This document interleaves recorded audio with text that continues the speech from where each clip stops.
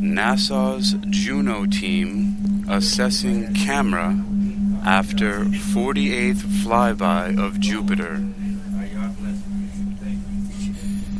NASA's Juno team assessing camera after 48th flyby of Jupiter. You're listening to Technical News Reading by World Reading Club, presented by Hakeem Alibokis Alexander on Spreaker, social podcasting, presented for World Reading Club in association with Uniquilibrium. This edition's reading focus comes to us from NASA at nasa.gov and is titled NASA's Juno team assessing camera after 48th flyby of Jupiter. It was published on January 27th, 2023. Jupiter. We have a first featured image and it's captioned, Jupiter's southern hemisphere was captured by the JunoCam imager aboard NASA's Juno orbiter after the camera returned to normal operation following an issue that occurred during its January 22, 2023 flyby. The image was captured at an altitude of 77,507 miles, that's 124,735 kilometers, at a resolution of 52 miles, which is 84 kilometers per pixel. The image is credited to NASA JPL-Caltech, SwRI, MSSS. Engineering data is being evaluated to determine why the majority of images taken by the solar-powered orbiter's JunoCam were not captured. The JunoCam imager aboard NASA's Juno spacecraft did not capture or did not acquire all planned images during the orbiter's most recent flyby of Jupiter on January 22nd. Data received from the spacecraft indicates that the camera experienced an issue similar to one that occurred on its previous close pass of the gas giant last month, when the team saw an anomalous temperature rise after the camera was powered on in preparation for the flyby. However, on this new occasion, the issue persisted for a longer period of time, 23 hours compared to 36 minutes during the December close pass, leaving the first 214 JunoCam images planned for the flyby unstable.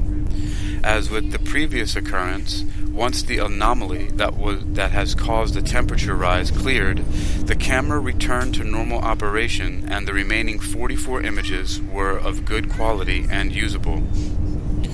The mission team is evaluating JunoCam engineering data acquired during the two recent flybys, the 47th and 48th of the mission, and is investigating the root cause of the anomaly and mitigation strategies. JunoCam will remain powered on for the time being, and the camera continues to operate in its normal state. JunoCam is a color, visible light camera designed to capture pictures of Jupiter's cloud tops.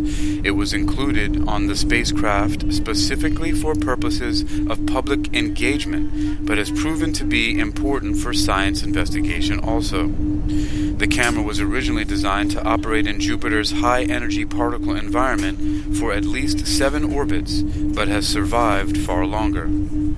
The spacecraft will make its 49th pass of Jupiter on March 1st. More about the mission. NASA's Jet Propulsion Laboratory a division of Caltech in Pasadena, California, manages the Juno mission for the principal investigator Scott J. Bolton of the Southwest Research Institute in San Antonio. Juno is part of NASA's New Frontiers program, which is managed at NASA's Marshall Space Flight Center in Huntsville, Alabama, for the agency's Science Mission Directorate in Washington. Lockheed Martin Space in Denver built and operates the spacecraft. For more information about Juno, it's available at nasa.gov/Juno. That's https://www.nasa.gov/JUNO and missionjuno.swri.edu. That's https://www.missionjuno.swri.edu. You can also contact DC Agel at Jet Propulsion Laboratory, Pasadena, California, at 818-393-9011. That's 818-393-0911, or AGLE at JPL.nasa.gov.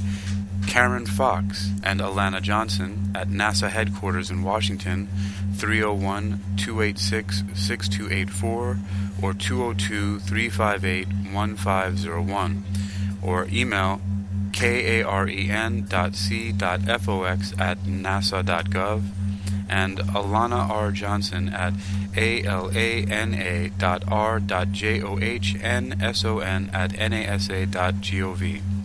Also, Deb Schmidt at Southwest Research Institute in San Antonio at 210-522-2254. DSCHMID@swri.org. This article was last updated January 27th, 2023. The editor is Tony Gracious. You can read more like this article and this one for yourself by visiting NASA at nasa.gov. That's NASA.gov, nasa.gov, and searching for NASA's Juno.